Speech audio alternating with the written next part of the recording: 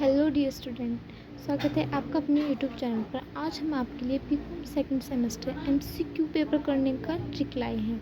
आज हम आपको ये बताएंगे कि पेपर में आपको क्वेश्चन कैसे करने हैं। ठीक है, जैसे कि आपको पता है कि इस बार आपके क्वेश्चन एमसीक्यू बेस्ड होंगे, जिसमें कि आपके 75 क्वेश्चन आएंगे। ठीक है, 75 में आपकी 4 कैटेगरी आएंगी।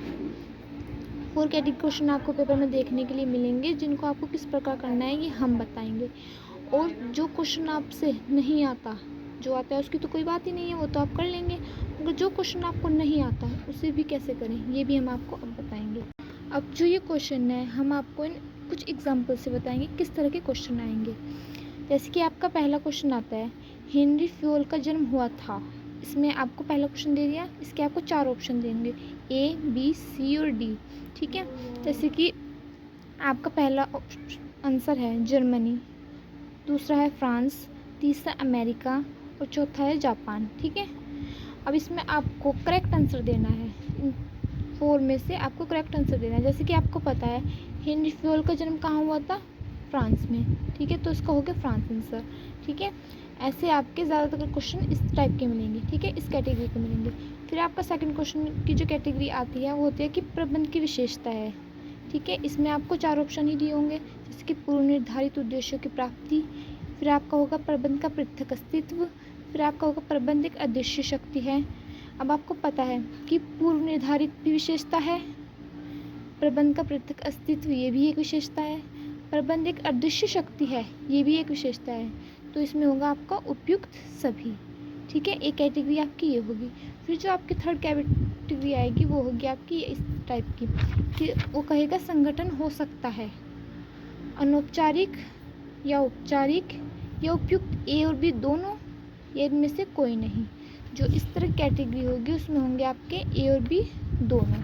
ठीक है, फिर आपकी फोर्थ कैटेगरी होगी कि ये फोर्थ कैटेगरी वो होती है जिन्हें बच्चे बिना पढ़े ही बहुत जल्दी से आंसर दे देते हैं, और ज़्यादातर क्वेश्चन यही गलत होते हैं। बहुत ध्यान से पढ़ना है क्वेश्चन, फिर आंसर देना है। जैसे कि वस्तुओं की मांग अप्रभावित होती है, पढ़ लिया आपने, फिर आपने सोचा कि अधिक आय विज्ञापन से, आवश्यकता की पूर्ति से, इनमें से कोई नहीं। आपने क्वेश्चन पढ़ा जैसे कि वस्तुओं की मांग अप्रभावित होती है, आप सोचोगे अधिक आय से भी प्रभावित होगी, विज्ञापन से भी प्रभावित होगी, आवश्यकता की पूर्ति से भी होगी, तो इनमें से कोई नहीं आंसर कैसे होगा। अब आप देखो अप्रभावित, अप्रभावित का मतलब होता है जिस पे कोई असर ना पड़े।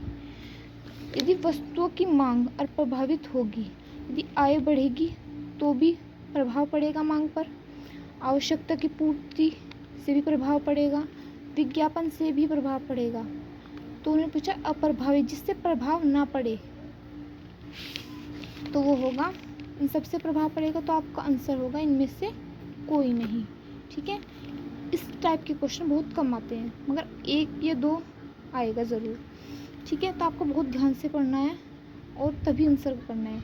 अब आप क्या आते हैं कि आपसे पढ़ा हुआ तो सब आ गया, आपने आंसर भी दे दिया। अब कोई 1 या 2 क्वेश्चन ऐसा हो गया जो आपसे नहीं हो रहा, तो आप क्या करेंगे। आप देखेंगे कि आपकी ओमैट शीट पे आप आंसर कर रहे हो, उसमें आप देखेंगे कि आप अपनी OMR शीट्स देखो कि ए ज़्यादा है या बी ज़्यादा आंसर आ रहा है या सी ज़्यादा आ रहा है या डी। आप देखोगे आंसर में सबसे ज़्यादा आपका या तो ए का कॉलम होगा या सी का कॉलम होगा, यही होगा, चाहे आप कल देख लेना। फिर आपको क्या होगा कि आप जो क्वेश्चन आपसे नहीं हो रहा, बिल्कुल भी आपको लग रहा है कि नहीं होगा, तो वो आप ए पे टिक लगाना, आपका करेक्ट जाएगा। ठीक है, करके आपको पूरे क्वेश्चन आने हैं, छोड़ना कुछ नहीं है। पहले वो करो जो आपसे आता है, जो नहीं हो रहा एंड पे आके उस पर ए पे टिक लगाना, वो आपका करेक्ट जाएगा। ठीक है।